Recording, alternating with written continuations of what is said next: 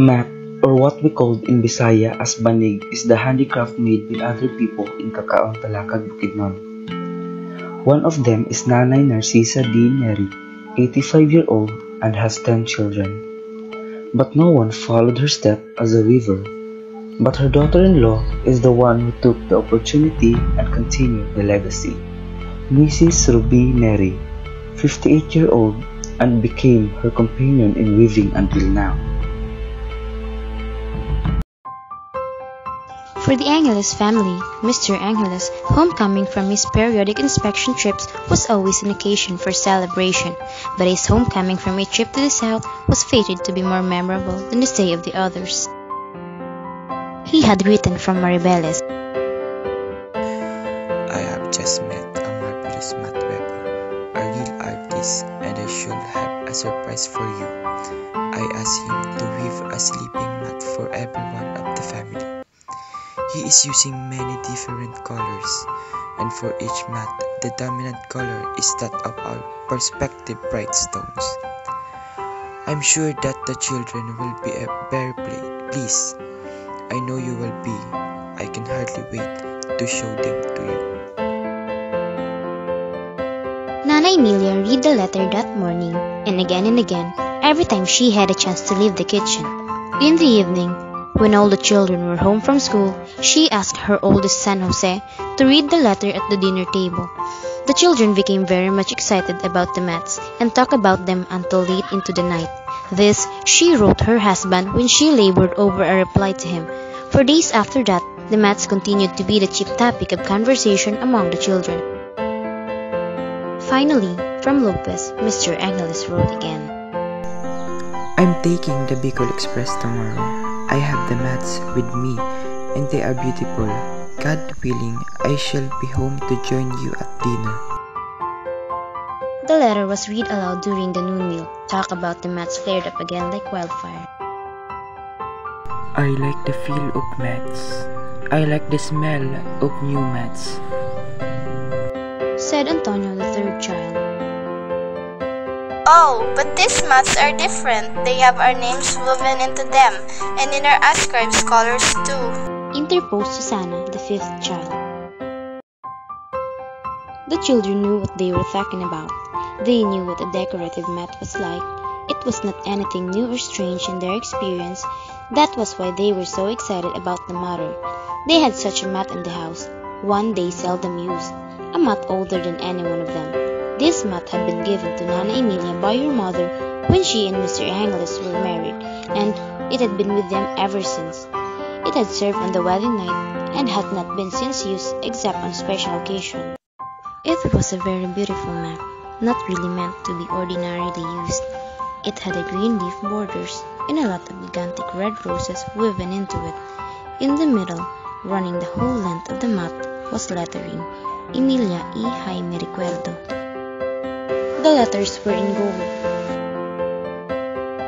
Nana Emilia always kept that mat in her trunk. When any one of the family was taken ill, the mat was brought out and the patient slept in it. Not a few had slept on it. Most of the time, the mat was kept in Nana Emilia's trunk, and when it was taken out and spread on the floor, the children were always around to watch. At first, there had been only Nana Emilia to see the mat spread. Then a girl watched with them. The number of watchers increased as more children came. The mat did not seem to age. It seemed to Nana Emilia always as new as when it had been laid on the nuptial bed. To the children, it seemed as new as the first time it was spread before them. The folds and creases always new and fresh. The smell was always the smell of a new mat. Watching the intricate design was an endless joy. The children's pleasure at the golden letters, even before they would work out the meaning, was boundless. Somehow, they were always pleasantly shocked by the sight of the mat, so delicate and so consummate, the artistry of its weave. Now, taking out that mat to spread had become a kind of ritual. The process had become associated with illness in the family. Illness, even serious illness, had not been infrequent. There had been deaths. In the evening, Mr. Angeles was with his family. He had brought the usual things home with him. There was a lot of fruits as always. His itinerary carried him through the fruit-growing provinces. pineapples, lanzones, chicos, atis, santol, sandia, guyabano, avocado, according to the season. He had also brought home a jar of preserved sweets from Lopez. Putting away the fruits, sampling them, was as usual accomplished with animation and lively talk. Dinner was a long affair. Mr. Angles was full of stories about his trip, but would interrupt his tales with, I could not sleep at night thinking of the young ones. They should never be allowed to play in the streets. And you older ones should not stay out too late at night. The stories sputtered out and the dinner was over. Putting away the dishes and wiping the dishes and wiping the table clean did not at all seem tedious. Yet, Nana and the children, although they did not show it, were all on the edge about the mat. Finally, after a long time over his cigar, Mr. Angles rose from his seat at the head of the table and crossed the room to the corner where his luggage had been piled. From the hip, he disengaged a ponderous bundle. Taking it under one arm, he walked to the middle of the room where the light was brightest. He dropped the bundle and bending over and balancing himself on his toes, he strained at the cord that bound it. It was strong, it would not break, it would not give way. He tried working at the knots. His fingers were clumsy, they had begun shaking. He raised his head, breathing heavily, to ask for the scissors. Alfonso, his youngest boy, was to one side of him with the scissors ready. Nana Emilia and her eldest girl, who had long returned from the kitchen, were watching the proceedings quietly. One swift movement with the scissors, a snip, and the bundle was loose. Turning to Nana Emilia, Mr. Angles joyfully cried, These are the mats, Millie. Mr. Angles picked up the topmost mat in the bundle. This, I believe, is yours, Millie. Nana Emilia stepped forward to the light, wiping her still moist hand against the folds of her skirt, and with a strange young shyness received the mat.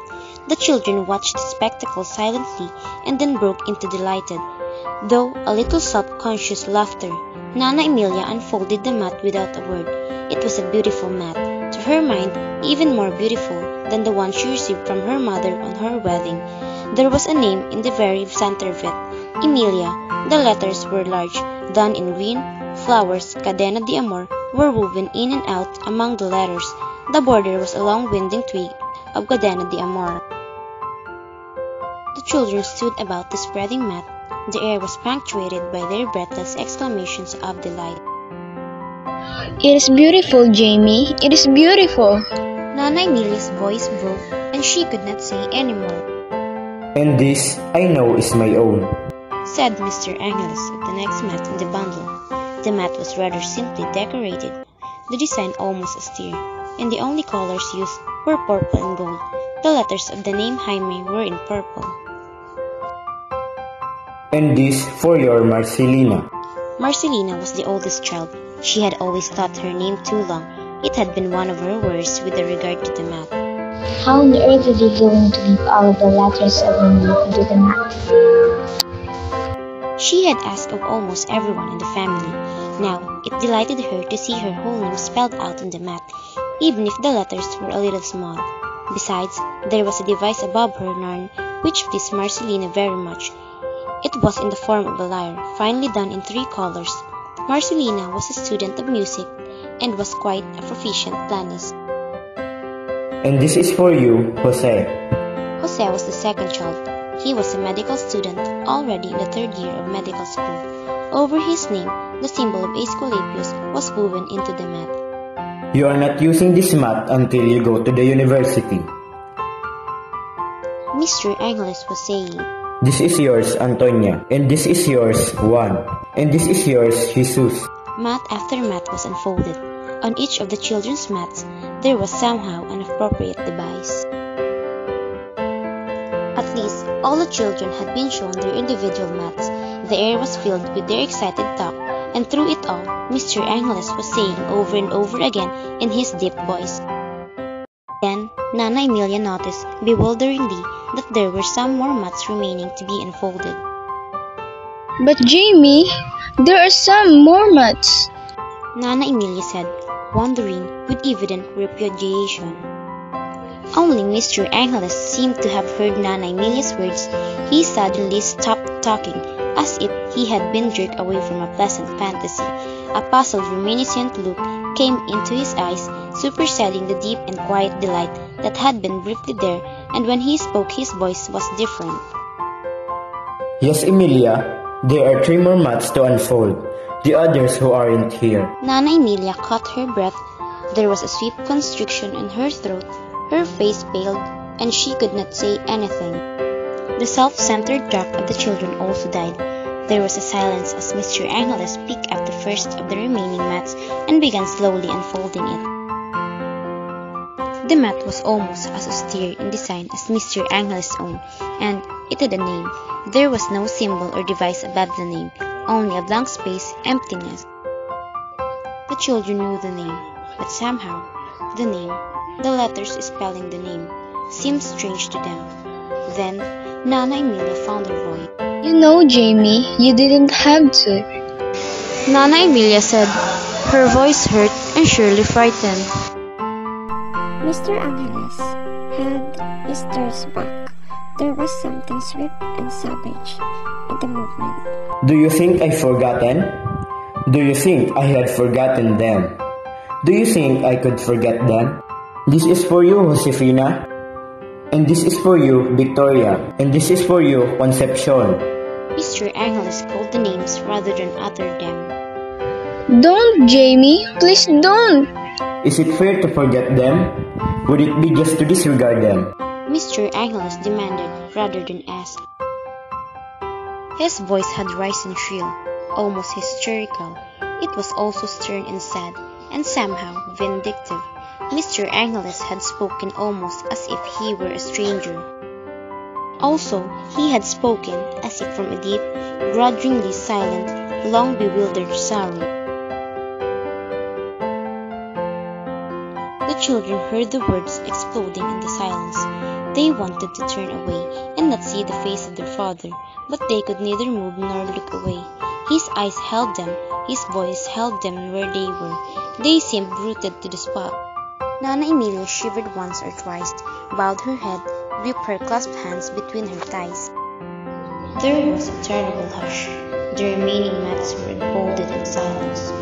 The names, which were with infinite slowness revealed, seemed strange and stranger still. The colors not bright, but deathly dull. The separate letters, spelling out the names of the dead among them, did not seem to glow or shine with a festive sheen, as did the other living names.